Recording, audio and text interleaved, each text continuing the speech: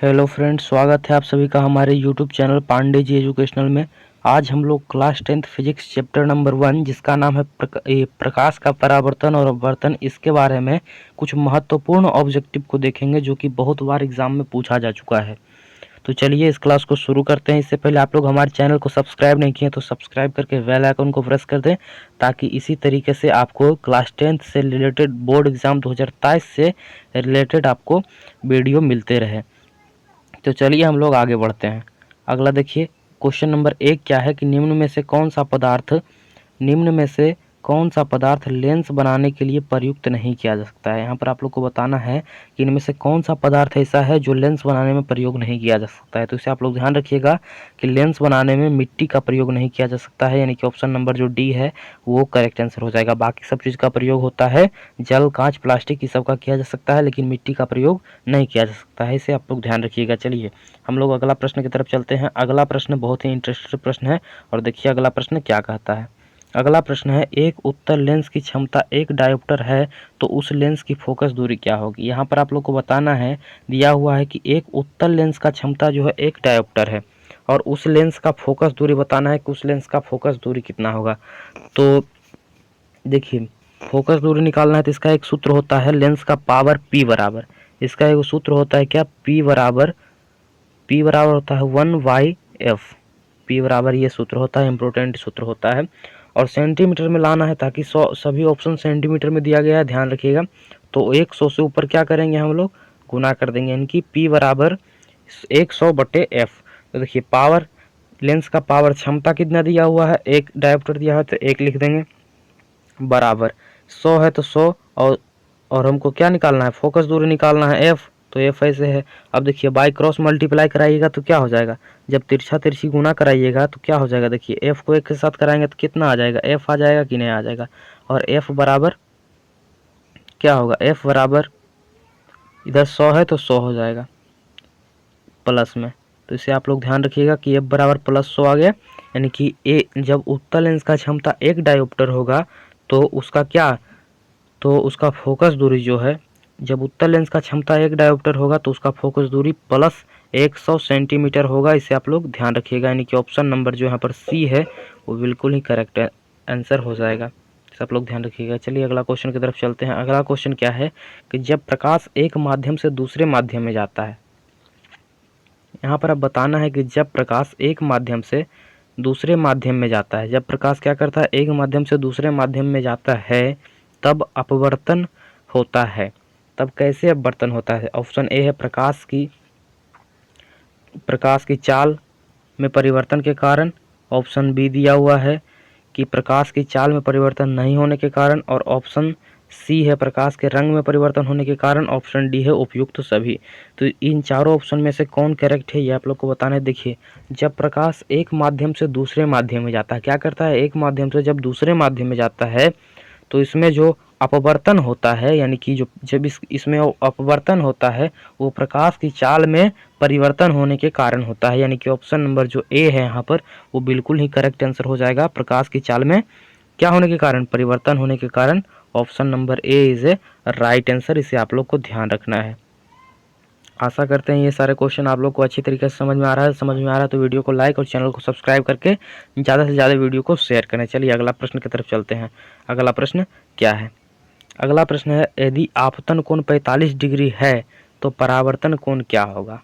यहाँ पर देखिए एक बात को आप लोग ध्यान रखिएगा, यहाँ पर दिया हुआ है कि आपतन कोण 45 डिग्री है तो परावर्तन कोण क्या होगा। तो जब आपतन कोण दिया हुआ रहे और पूछे कि परावर्तन कोण क्या होगा, तो आप लोग सीधे ध्यान दीजिएगा कि जितना आपतन कोण का मान रहेगा उतना ही क्या हो जाएगा, परावर्तन कोण का मान हो जाएगा। इसे आप लोग को ध्यान रखना है। तो आपतन कोण यहाँ पर 45 डिग्री है तो परावर्तन कोण भी क्या हो जाएगा, 45 डिग्री हो जाएगा, क्योंकि आपको पता होगा कि जो आपतन कोण होता है वो परावर्तन कोण के बराबर होता है। इसे करके ये जो आपतन कोण हुआ इस प्रकार से ये परावर्तन कोण के बराबर होता है, यानी कि ये कोण और ये कोण बराबर होता है आपस में। ये कोण आई बराबर कोण आर, इसे आप लोग ध्यान रखिएगा। यदि 60 डिग्री रहेगा आपतन कोण तो परावर्तन कोण भी 60 डिग्री हो जाएगा। आपतन कोण 30 डिग्री रहेगा तो परावर्तन कोण भी 30 डिग्री हो जाएगा। चलिए अगला क्वेश्चन की तरफ चलते हैं। अगला प्रश्न है कि आपतित किरण और अभिलंब के बीच को के बने कोण को क्या कहते हैं। देखिए आपतित किरण और अभिलंब, इसके बीच में जो कोण बनता है उसको क्या कहते हैं। 5 नंबर क्वेश्चन है कि आपतित किरण और अभिलंब के बीच के कोण को क्या कहते हैं। तो सिंपल बात आप लोग ध्यान रखिएगा कि कैसे आपतित कोण होगा। देखिए ऐसे करके इस प्रकार से किरण आएगा और फिर टकरा करके परावर्तक सतह से इस प्रकार से चला जाएगा, तो और बीच में जो अभिलंब पड़ा है, तो आपतित किरण सबसे पहले किसको कहते हैं, जो किरण टकरा करके आता है उसको आपतित किरण कहते हैं। पहले शुरू में जो ऊपर से आ रहा है उसको आपतित किरण कहते हैं। और अभिलंब ये हुआ जो बीच में लंब पड़ा है, इसको अभिलंब कहेंगे। अब देखिए, अब ये दोनों के बीच के कोण को क्या कहेंगे, ये दोनों के बीच को कोण को क्या कहेंगे, तो आपतित किरण और अभिलंब के बीच के कोण को कहेंगे देखिए आपतन कोण, क्योंकि ये टकराने के बाद इस प्रकार से बन रहा है, इसको आपतन कोण कहेंगे। यही कहता है कि परावर्तित किरण जो रिफ्लेक्ट होकर के जा रहा है और अभिलंब, ये दोनों के बीच जो कोण बन रहा है इसको कौन सा कोण कहेंगे, तो इसको परावर्तित कोण कहेंगे। इसे आप लोग ध्यान रखिएगा, यानी कि परावर्तन कोण हो जाएगा। यानी कि यहाँ पर ऑप्शन नंबर जो है बी वो बिल्कुल ही राइट आंसर हो जाएगा। इसे आप लोग ध्यान रखिएगा। और ये बोर्ड एग्जाम में पूछा जा चुका है, हम यहाँ पर लिख नहीं पाए, लेकिन ये बोर्ड एग्जाम में पूछा जा चुका है, इसे आप लोग ध्यान रखिएगा। अगला प्रश्न के तरफ चलते हैं। ये सब प्रश्न बहुत ही खतरनाक प्रश्न है और ये सब का इतिहास भी बहुत गजब है। ये देखिए, ये बहुत बार पूछा गया है, 2012, 2015, 2020, 2021, इतना बार इस प्रश्न को पूछा गया है, तो ये प्रश्न बहुत ही इम्पोर्टेंट हो गया है, इसे आप लोग ध्यान रखिएगा। देखिए प्रश्न क्या है कि प्रकाश के परावर्तन के कितने नियम हैं। यहाँ पर आपको बताना है कि प्रकाश का जो परावर्तन है उसका कितना नियम है। तो प्रकाश का परावर्तन का 2 नियम है, इसे आप लोग को ध्यान रखना है। यानी कि ऑप्शन नंबर बी जो है वो राइट आंसर यहाँ पर हो जाएगा। और ये VVI क्वेश्चन है, ये देख रहे हैं आप कितना बार पूछा जा चुका है, 2012, 2015, 2020 और 2021। तो इसे आप लोग को ध्यान रखना है, बहुत बार पूछता है। और ये भी पूछेगा कि प्रकाश का अपवर्तन का कितना नियम है। तो परावर्तन और अपवर्तन दोनों को आप लोग को ध्यान रखना है कि दोनों का सेम होता है, यानी कि अपवर्तन का भी उतना ही नियम होगा। चलिए अगला क्वेश्चन है कि एक उत्तल लेंस होता है, आपको बताना है कि एक उत्तल लेंस क्या होता है, उसमें क्या खासियत होता है। जो नीचे दिया गया है उसमें से कौन गाइडलाइन को उत्तल लेंस फॉलो करता है। तो देखिए ऑप्शन ए है सभी जगह से समान मोटाई का होता है, या फिर बीच की अपेक्षा किनारों पर मोटा होता है, या फिर किनारों की अपेक्षा बीच में मोटा होता है, या फिर डी इनमें से कोई नहीं है। 4 ऑप्शन दिया गया है, चारों में से करेक्ट आंसर चुन करके आपको बताना है। तो आप लोग सही आंसर कमेंट में नीचे जरूर बताइएगा। हम आप लोग का कमेंट प्रतिदिन देखते हैं, तो आप लोग जरूर बताएं कि कमेंट में इसका सही आंसर क्या होगा। चलिए देखते हैं इस क्वेश्चन का सही आंसर क्या होगा। तो इस क्वेश्चन का सही आंसर हो जाएगा ऑप्शन नंबर सी, क्योंकि किनारों की अपेक्षा बीच में मोटा होता है। उत्तल लेंस जो होता है इस प्रकार का होता है, इसे आप लोग ध्यान रखिएगा। ये किनारों की अपेक्षा बीच में मोटा होता है, किनारा ये है और बीच ये है, तो ये किनारों की अपेक्षा क्या होता है, बीच में मोटा होता है। इसे आप लोग को ध्यान रखना है। अगला प्रश्न की तरफ चलते हैं। अगला प्रश्न है एक सरल सूक्ष्मदर्शी में किसका उपयोग होता है। अगला प्रश्न जो है कि सरल सूक्ष्मदर्शी है उसमें किसका उपयोग होता है। तो देखिए ऑप्शन ए है अवतल दर्पण, बी है उत्तल दर्पण, सी है, सी में भी अवतल दर्पण ही आ गया है, पर कोई बात नहीं। और फिर अगला क्वेश्चन है डी नंबर है उत्तल लेंस, सी में अवतल लेंस है, और डी में जी नंबर का जो है ये डी नंबर ऑप्शन है, सी टाइप हो गया, पर कोई बात नहीं, आप लोग समझ सकते हैं। अवतल दर्पण, उत्तल दर्पण, अवतल लेंस और उत्तल लेंस, इन चारों में कौन सही होगा ये आपको बताना है। तो देखिए सरल सूक्ष्मदर्शी में किसका प्रयोग किया जाता है, तो इस बात को आप लोग ध्यान रखिए कि सरल सूक्ष्मदर्शी में जो है उत्तल लेंस का प्रयोग किया जाता है। यानी कि ऑप्शन नंबर जो डी है यहाँ पर वो बिल्कुल ही करेक्ट आंसर हो जाएगा कि उत्तल लेंस का प्रयोग किया जाता है। यानी कि डी ऑप्शन जो है बिल्कुल ही करेक्ट हो जाएगा, 100% सही जवाब हो जाएगा। किसका प्रयोग किया जाता है, उत्तल लेंस का, इसे आप लोग ध्यान रखिएगा, ये हो जाएगा करेक्ट आंसर। अगला प्रश्न की तरफ चलते हैं। अगला प्रश्न क्या है, अगला प्रश्न है किसी माध्यम में अपवर्तनांक का मान होता है। यहाँ पर बताना है कि किसी माध्यम में अपवर्तनांक का क्या मान होता है। तो देखिए कोई माध्यम में अपवर्तनांक का मान कैसे पता करते हैं, कैसे, ये तो इसका एक फार्मूला होता है साइन आई बटा साइन आर, साइन आई बटा में साइन आर, यही होता है किसी माध्यम में अपवर्तनांक का मान। तो ऑप्शन नंबर ए है साइन आई बटा साइन आर, तो ऑप्शन नंबर ए इस राइट आंसर हो जाएगा। आप लोग इस बात को ध्यान रखिएगा। और ये क्वेश्चन बहुते बार एग्जाम में पूछा गया है, तो इस क्वेश्चन को आप लोग अच्छा तरीका से कर लीजिएगा, ये सब क्वेश्चन बहुत इंपॉर्टेंट है। चलिए अगला प्रश्न की तरफ चलते हैं। अगला प्रश्न क्या कहता है, देखिए अगला प्रश्न है कि अवतल लेंस का आवर्धन m बराबर होता है। यहाँ पर बताना है कि आवर्धन बराबर जो होता है m बराबर अवतल लेंस में वो क्या होता है, आवर्धन बराबर क्या होता है। ऑप्शन ए है v u बटा v, बी है u बटा u इंटू भी, कुछ नहीं है तो इंटू है, बीच में गुना का चिन्ह है, सी है u प्लस भी, और डी नंबर ऑप्शन जो है वो है v बटा u। तो देखिए अवतल लेंस का आवर्धन जो होता है m बराबर होता है, वो होता है m बराबर v बटा में u। इसे आप लोग को ध्यान रखना है, यानी कि ऑप्शन नंबर जो सी है वो वेरी राइट आंसर हो जाएगा, करेक्ट आंसर हो जाएगा। और ये सारा क्वेश्चन जो है मोस्ट वीवीआई क्वेश्चन है, तो इसे आप लोग को ध्यान रखना है। और देख सकते हैं आपकी कितना इंपॉर्टेंट है, ये कितना बार पूछा जा चुका है, 2013, 2020 और 2021, तीन बार पूछा जा चुका है। और इस बार उम्मीद है कि 2023 बोर्ड एग्जाम में भी ये क्वेश्चन आ सकता है, तो आप लोग इसका प्रिपरेशन अच्छा तरीके से कर लीजिए, याद कर लीजिए। अगला प्रश्न की तरफ चलते हैं। अगला प्रश्न है अवतल लेंस का आवर्धन m बराबर होता है, तो इसे आप लोग ध्यान रखिएगा। हम यहाँ पर अभी बताए थे ऑप्शन, इसका ऑप्शन नंबर क्या हो जाएगा, डी हो जाएगा। करेक्ट आंसर ये हो जाएगा कि v बटा u। m बराबर जब भी कहेगा तो v बटा u। चलिए अगला प्रश्न की तरफ चलते हैं। अगला प्रश्न है कि गोलीय दर्पण में फोकसांतर एवं वक्रता त्रिज्या के बीच संबंध है। गोलीय दर्पण में फोकसांतर यानी कि एफ और वक्रता त्रिज्या आर, एफ और आर के बीच में क्या रिलेशनशिप है ये बताना है। तो एफ और आर के बारे में बताना है, एफ और आर के बारे में। तो आप लोग ध्यान रखिएगा कि जो गोलीय दर्पण में फोकस होता है और वक्रता त्रिज्या होता है, तो वक्रता त्रिज्या का दोगुना होता है फोकस, यानी कि जो वक्रता त्रिज्या होता है उसका दोगुना फोकस होता है, यानी कि F बराबर R बटा 2 होता है। जो फोकस होता है वो वक्रता त्रिज्या का क्या होता है, आधा होता है। R बराबर 2 गुना F, ये करेक्ट आंसर हो जाएगा। Option number A is a right answer, इसे आप लोग ध्यान रखिएगा।